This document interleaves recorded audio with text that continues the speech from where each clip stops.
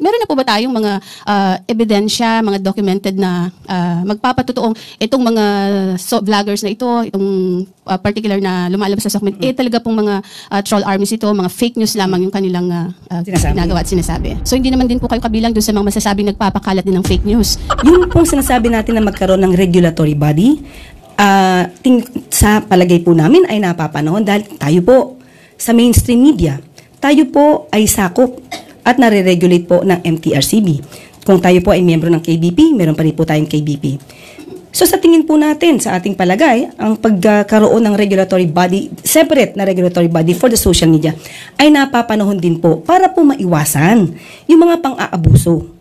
Hindi po natin pipigilan yung mga opinyon na naaayon naman po sa batas, kumbaga opinyon na lehitimo. Kung ito man ay kritisismo, yan po ay dapat lang na irespeto. Pero iba po kasi yung sinasabi natin na paninira ng walang basihan at kung ginagamit man po itong mga troll army sa paninira, ibang usapin po yun. Dahil kung meron man po troll army pero ang advokasya nila ay magpalabas at mag-share ng tamang balita, hindi po yun pipigilan. Ang pipigilan lang po natin ay maabuso dahil po kapag po naabuso ito, mayroon po itong effect sa taong maaaring siraan, maaari ang mga organisasyon, ahensya na maaaring siraan o walang basihan. Malaki pong impact ito, lalo na kung paniniwalaan ng mga tao. So mas maganda po talaga na magkaroon. Yun lang po ang aming suggestion. Matuloy po sana at magkaroon talaga ng regulatory body. Para din po malaman natin ang bawat isa, kung content creator ito, vlogger, blogger, malaman din po natin yung identity at hindi sila nagtatago sa mga dummy accounts. Ganun po. Sa tingin niyo po yung ginagawang hearing ngayon ng Quadcom ba yun or Tri-Committee sa Kamara, tamang-tama para maipurso po itong pagkakaroon ng regulatory body kung sabi niyo nga kailangan dumaan sa paggawa ng batas? Opo, napapanahon po ito dahil hindi na po biro yung mga ginagawa po ng mga troll armies. Sabi nga po natin, kapag ka po kasi binabayaran lang ang mga tao para magsalita ng paninira ng walang basihan, hindi po yun freedom of expression. Kasi binubulungan lang sila ng taong nagpapasweldo o nagbabayad sa kanila. So kakaiba po yun sa tinatawag nating freedom of expression. Okay, eto magbibigay lang ako ng opinion, no? Sa sinabi ni Attorney Claire. Kasi ngayon, parang biglang lumalaban sila sa fake news, 'di ba, at troll armies. Samantalang may mga ebidensya naman na sila mismo ang gumagamit ng mga ito, 'di ba? Kung meron ngang video, 'di ba? Meron nga, 'di ba, video noon si BBM na siya mismo ang umamin at nag-hired siya ng troll army. So ipapakita ko sa last part ng video na ito.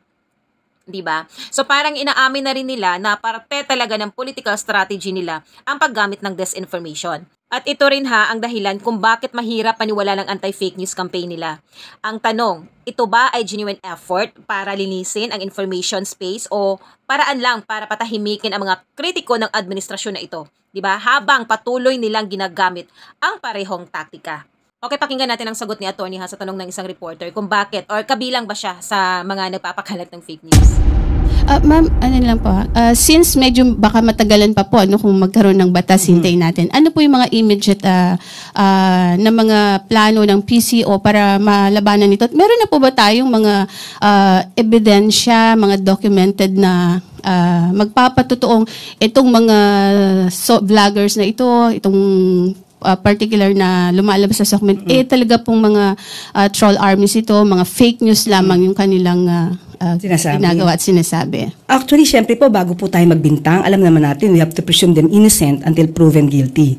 So, ang bawat isa po, kumbaga, i-verify muna po yan bago sa atin sabihin, ay, parte ka ng troll army. Kasi wala pa po tayong batas patungkol sa sinasabing troll army. Ito lang ay mere description kung paano yung kanilang ginagawa. So, pagka po na-verify, let's say po, tayo nagsasalita dito, at sandamakmak na po ang kumakalaban at nagpapakita at nagba-viral na mali. Mapapansin niyo po, kahit yung ibang mga organisasyon ay nagpa-fact check. So kung kakayanin po ng ibang mga pribadong ahensya or korporasyon na magkaroon at magsagawa ng fact-checking, ganun din po ang gagawin ng PCO.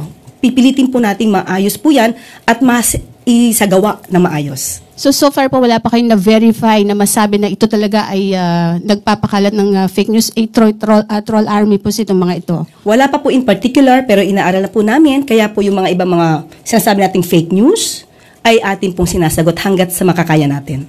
So hindi naman din po kayo kabilang doon sa mga masasabing nagpapakalat din ng fake news since wala naman po palang mga verified batayan yung inyong mga sinasabi. Ganito po yan. Pag sinabi po nating fake news, alam niyo po na meron na kayong naging basihan. Fake news, alam na natin kasi may dokumento. Halimbawa, sinabi ko po, si Miss Pia ay dalaga.